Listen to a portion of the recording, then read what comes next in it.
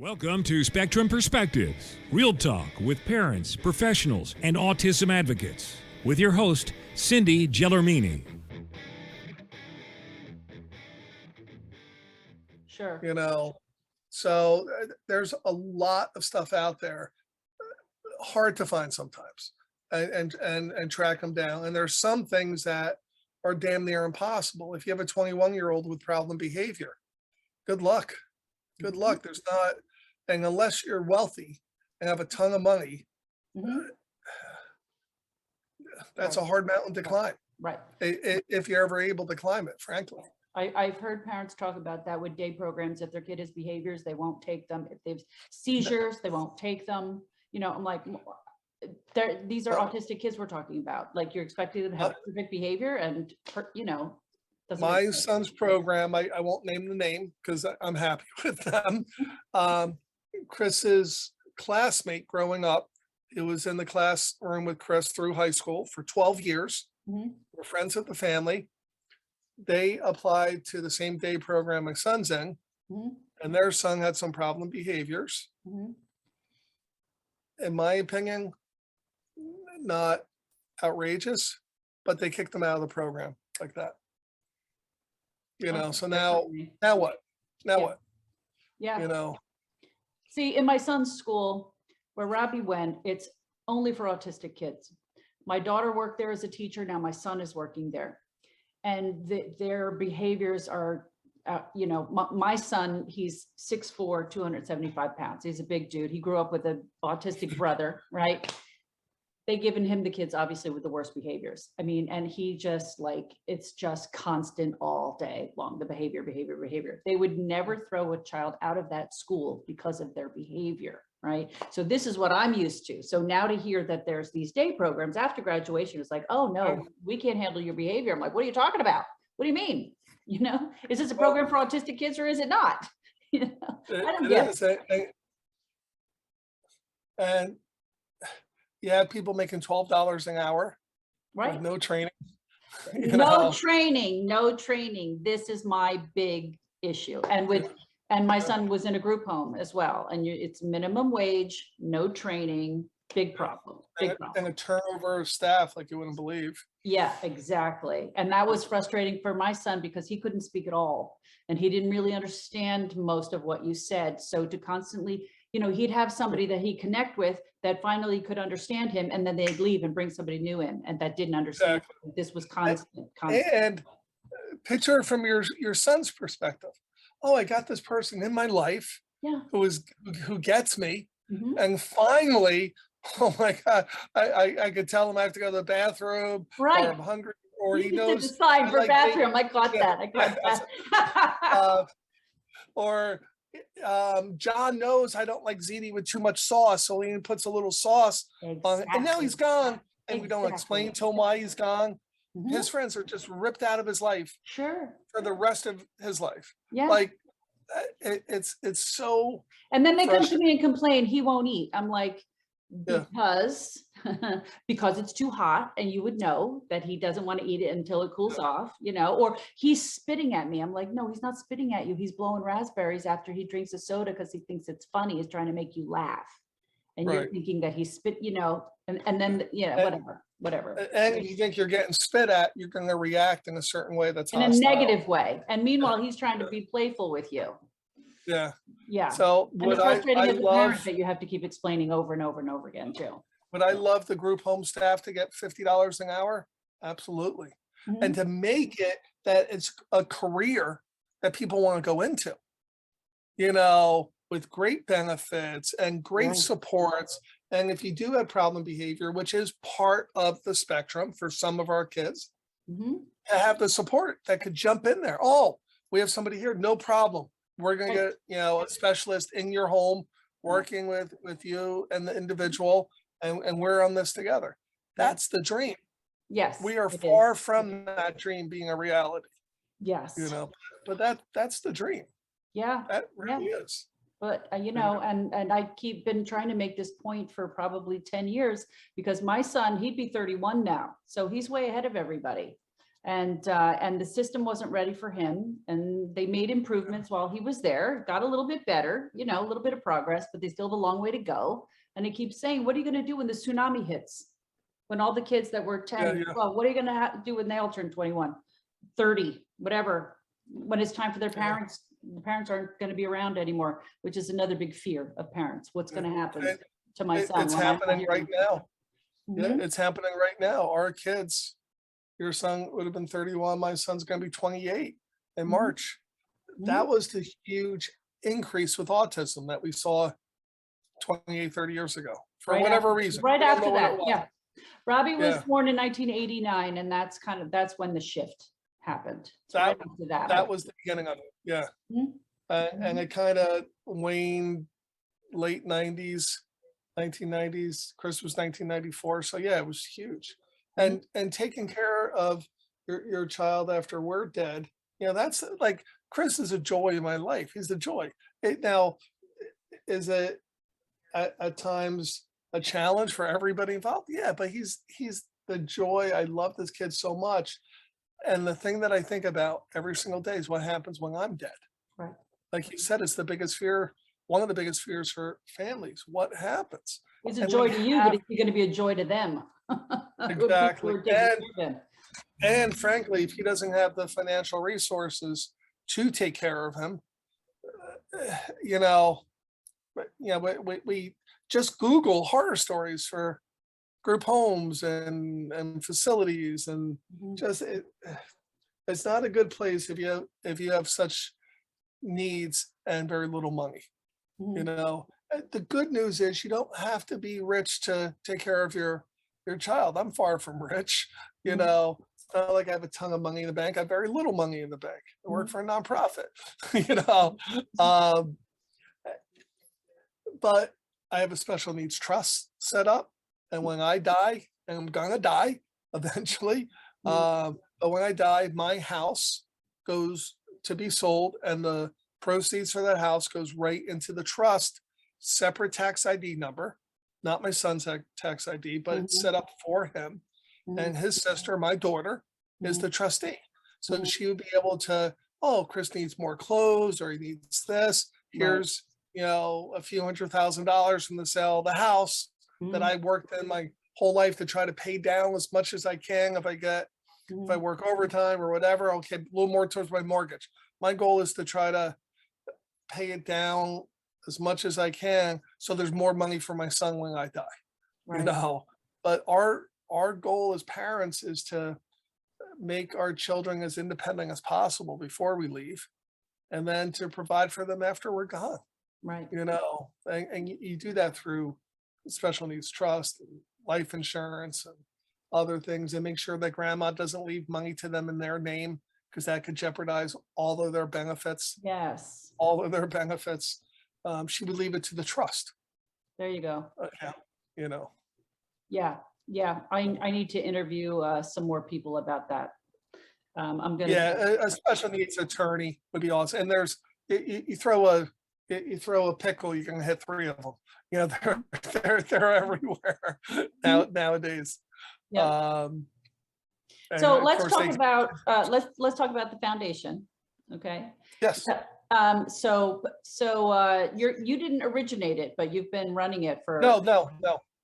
I've been running for a very long time. When I came on, they basically did 2 events a year, and they were incredible. The organization was started with 4 parents around a kitchen table. That's what started it. 4 parents saying there's nothing for our children. What can we do? So they started it with 2 events, a conference to learn more about autism, and a picnic to celebrate the brothers and sisters of the kids with autism. That's how it started. Okay. The year before COVID, we had 328 events. Wow. And that's about what we average about a year, about 300 or so plus every year. We do trainings, education, workshops. I like to say we teach teachers to become better teachers, right? To give them the schools, the tips, the skills that they were not taught while they were learning to become a teacher, because they were not taught them while they were No. becoming a teacher, how to teach individuals with autism. We Right. work with parents and caregivers. And we address the big issues: sexuality, safety, hygiene, stuff that other people don't really want to talk about. We talk about suicide and suicide prevention and the rate of sexual abuse, across the spectrum. It's up to 70% of our females are sexually assaulted before their 18th birthday. Wow. And if we don't talk about it, and if we think it's not going to happen to my kid, you're greatly increasing the likelihood that it will happen to your child. Right. So you have to get these out. Plus year-long recreational events for the whole family, just not the child or adult with autism. And all of our events includes all ages. We have a bunch of adults that come out. My son's a man. He's 27 years old. Sure. It includes also the brothers and sisters. So like we just had last Sunday ice skating with Santa, 125 autistic kids and their brothers and sisters. How do you say, oh, it's only good for Mary? Sorry, Susie, you can't come. You're not special. Like, of course not. Right. And the thing that I'm most proud of is all of our first responder training, police, fire, EMS, hospital staff that we've done. We've done over 73,000. We just broke the 73,000 first responder trained. And that training has been directly credited with saving lives all over the state of New Jersey. Wow. All over the state of New Jersey. Police chiefs, sergeants have called us up and said this kid would have been dead if not for POAC. Over and over and over again. Wow. Yes, I wanted to let the viewers know, and that was the main thing I wanted to talk to you about too, because in my experience, when Robbie did go into the group home, they didn't know how to handle him. They'd never been trained. They had been dealing with guys in their 50s in a wheelchair that were in slow motion. Pretty easy to handle. Yes. And then all of a sudden you bring this 20-year-old that's running back and forth. And again, at this point, he was so frustrated with people that didn't understand him. He'd pick up a chair, throw it across the kitchen, and they'd call the police, and the police came. And they were pretty good, but then they moved him to another house in another town, and I showed up and they were taking my son out of the house in handcuffs.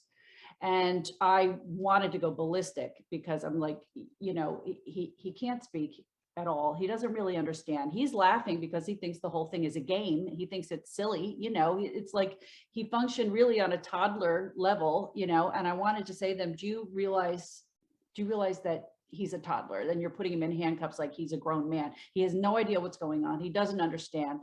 And the only thing I said was, I asked the police officer, I said, do you have any training in working with people with autism? And he said, no, not really. And I said, well, that's obvious. And then I shut my mouth because I didn't want to get in handcuffs myself.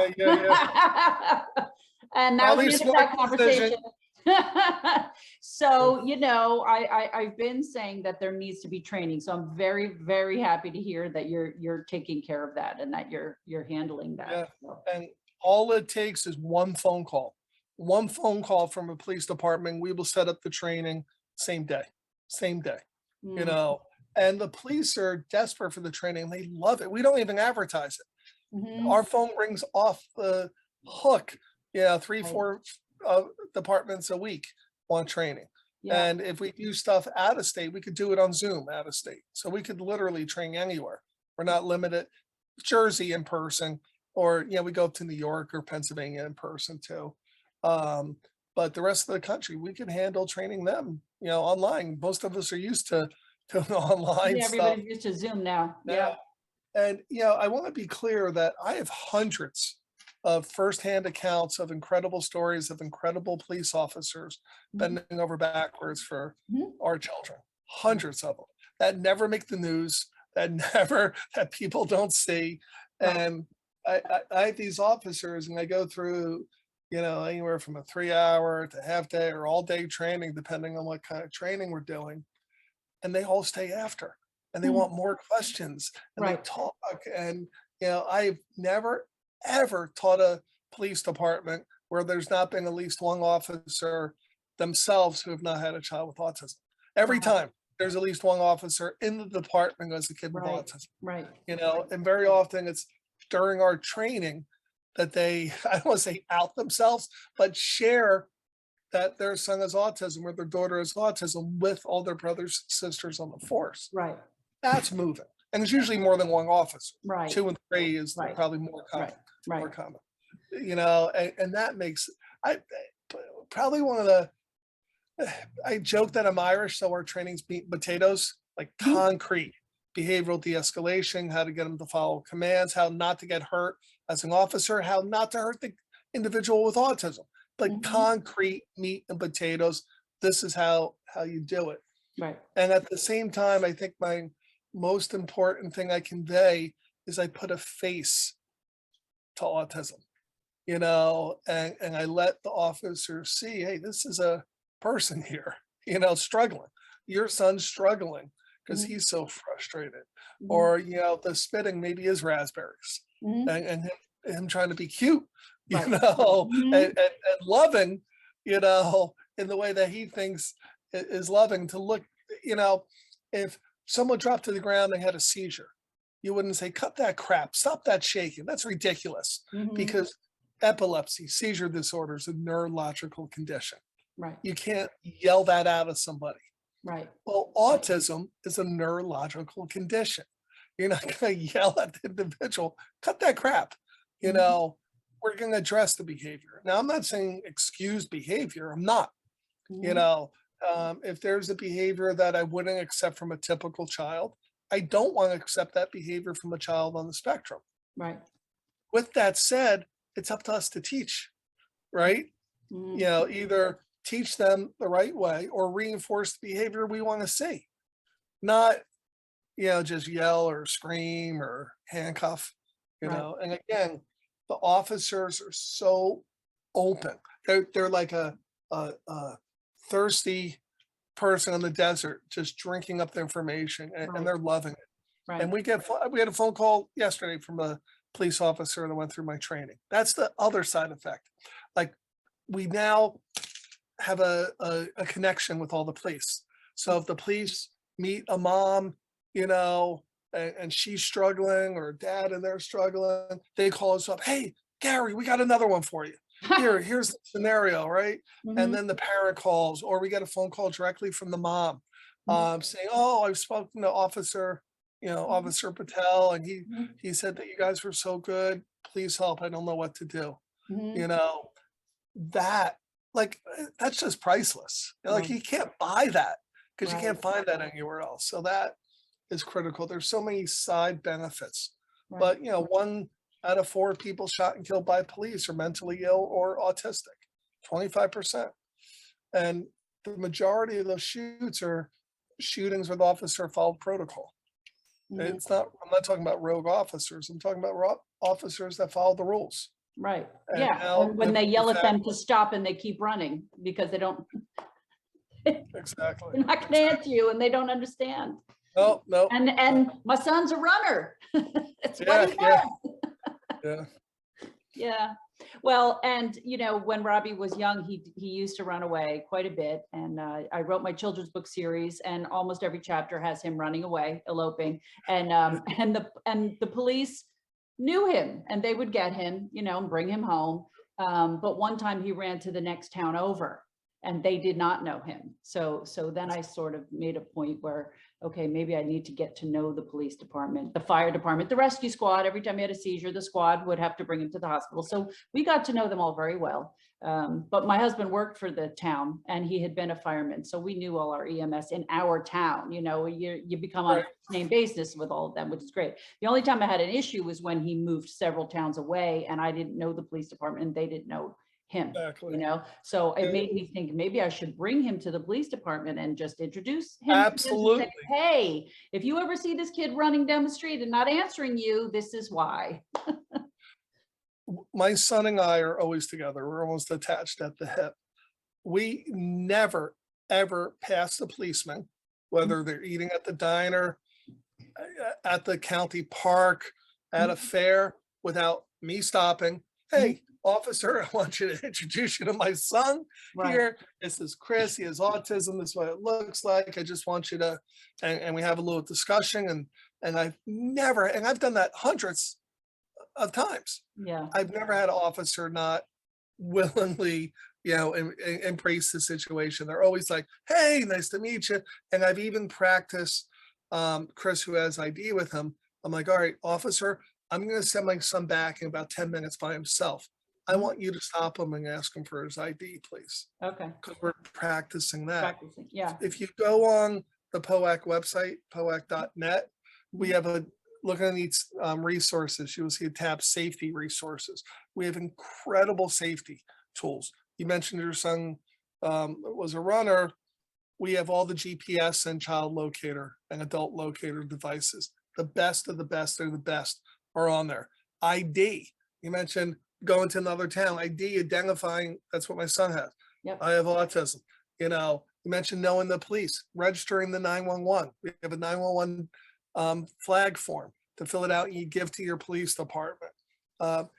We have to be proactive. We have to be proactive. And we can't assume that the police, the firefighter, the EMS have been trained. Because most, even though we've done a ton, we haven't done them all yet. Right. Hopefully we will, but we haven't done them all yet.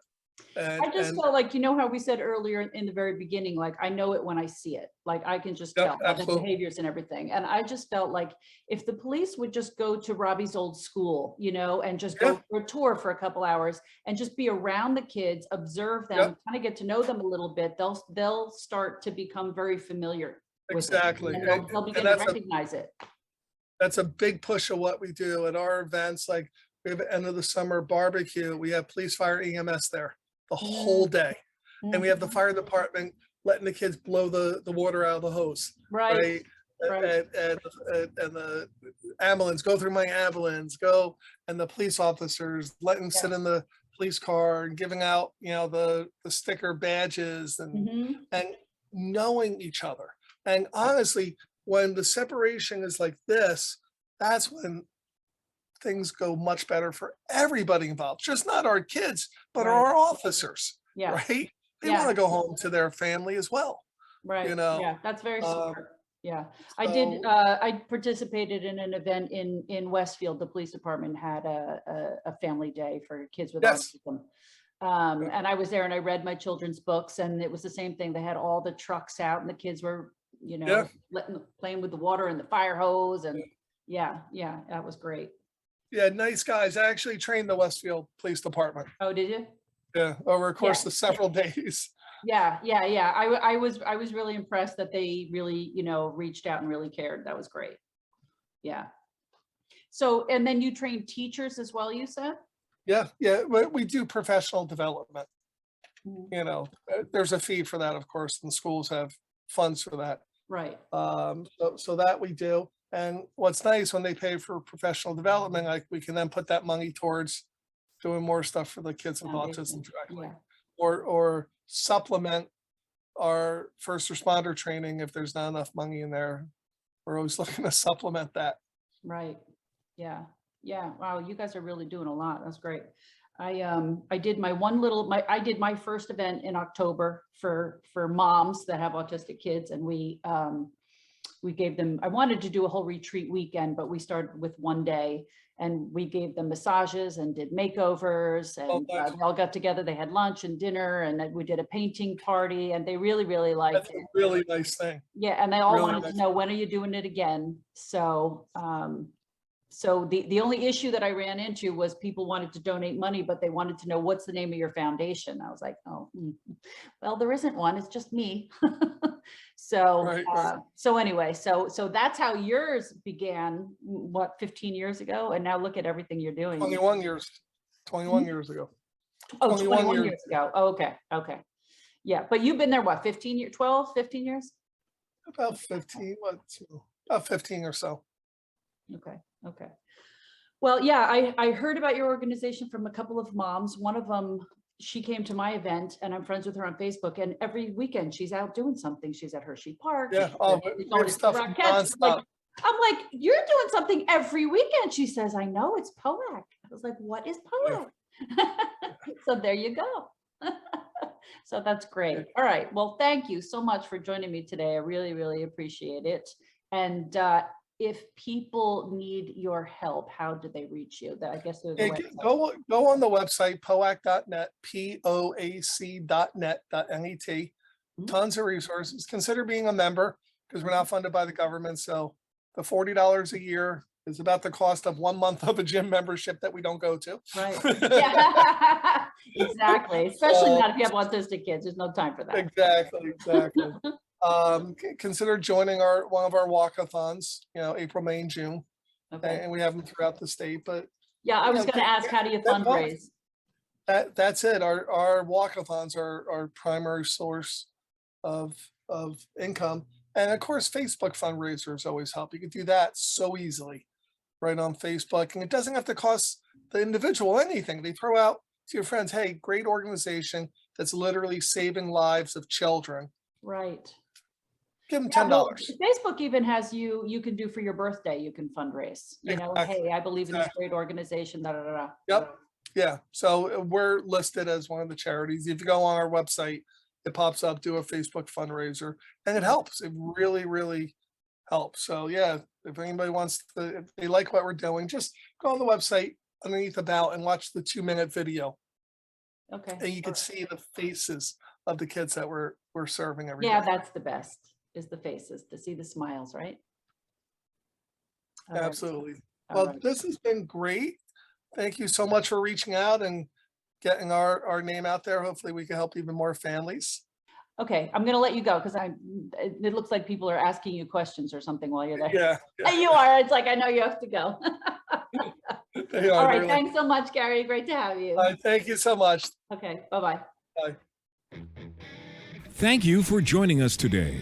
Be sure to join us again on our next episode of Spectrum Perspectives. That's it for today's episode. I hope you enjoyed listening and it helped you gain a new perspective. If you're interested in buying our book series, Robbie's World and His Spectrum of Adventures, the link will be in our episode description, as well as my Instagram and Facebook pages.